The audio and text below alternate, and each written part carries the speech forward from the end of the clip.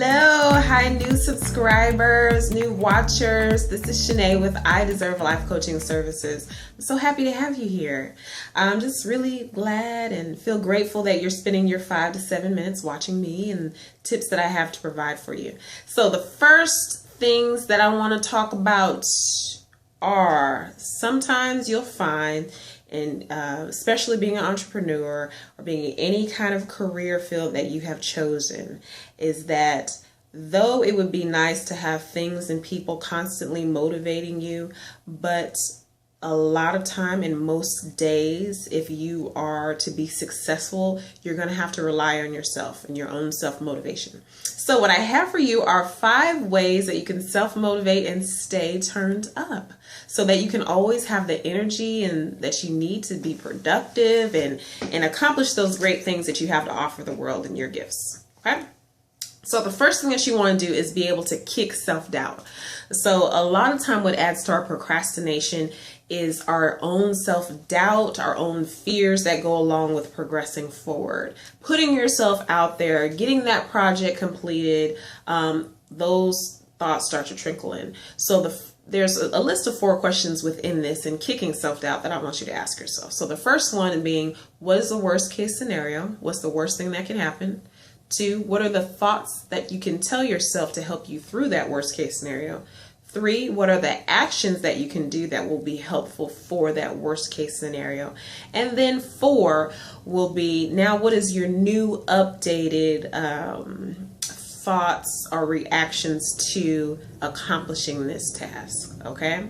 So I'm going to provide you with an example just so that sinks in better. So for me, public speaking, it's a challenge for me. I find myself very, very nervous when I'm doing it. I can do it, but I really get nervous about it. So the first one will be, worst case scenario is I get on stage in front of hundreds of people and I just forget everything that I was going to say and I'm just blabbering and I'm shaking and I'm nervous. So that's the worst case scenario. So some thoughts that I can tell myself will be like, Shanae, you've done this before. You've had public speeches before. You've done very well at that. You are focused. You know how to do anything you put your mind to. You can do this. Those are thoughts that I would tell myself. Actions that I can tell myself for that worst case scenario is like, okay, practice. So maybe you can't practice in front of hundreds of people, but you can practice in front of your friends. You can practice in front of your family. You can practice in front of like a Google Hangout where you have a lot of people that you know are definitely watching you all at one time. Have activities that you can practice. And practice in the mirror hundreds and hundreds of times until it's like set in your mind. So my new updated thought about this project being in front of hundreds of people would be, I can do this. I got it. I'm going to prepare for it so that worst case scenario won't happen to me. So that's an example of how that would go about. Okay. The next thing that you want to do is get positive affirmations. So I say this many, many times in videos. Positive affirmations, listening to them, reading them are so, so powerful in resetting your thought process so that you don't have those doubtful, fearful thoughts creeping in, so that you're having this fluid energy of thoughts that are pushing you forward and making you active.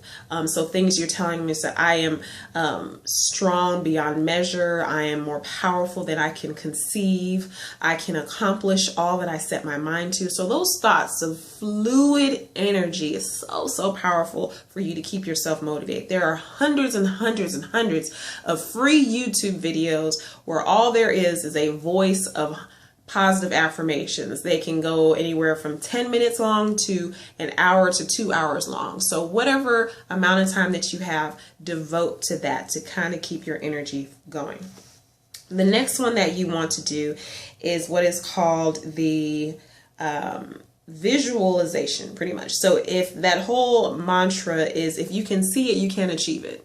Right? So if you can imagine yourself in greatness, in doing great things and all that you want to accomplish, that you are more likely to accomplish. So with this, I want you to take some time, sit down, close your eyes if you must. And I want you to think about, okay, what does this accomplishment look like for my life? How do I feel? What are others' reactions to me? what kind of rewards will I reap from this? What kind of gifts will I be able to offer the world if I accomplish this? So really imagining it in its full capacity. So covering all bases, because if you can do that, your subconscious is going to kick that in, and you are going to almost automatically put your action steps towards that visualization that you see for yourself. So very, very powerful stuff. The next fourth tip that you want to do is what is called the decisional balance. So basically you want to make it a no-brainer for yourself. So the decisional balance is there's a worksheet that I have in my blog. So make sure after this video, if you're seeing this on YouTube, you go to IDeserveLifeCoach.com, check out the blog that is called 5 Ways to Self-Motivate and Stay Turned Up. And under that, you will see a worksheet that I provided of the decisional balance. So basically, the decisional balance is like a complex pros and cons list. But basically, you are writing down the pros and cons for accomplishing your goal and the pros and cons of not accomplishing your goal. And it allows you to kind of filter out any kind of blocks that you're having as to if you're finding yourself stuck, that you're not able to accomplish this one thing, really trying to dig deep and figure out what that block might be for yourself. Okay.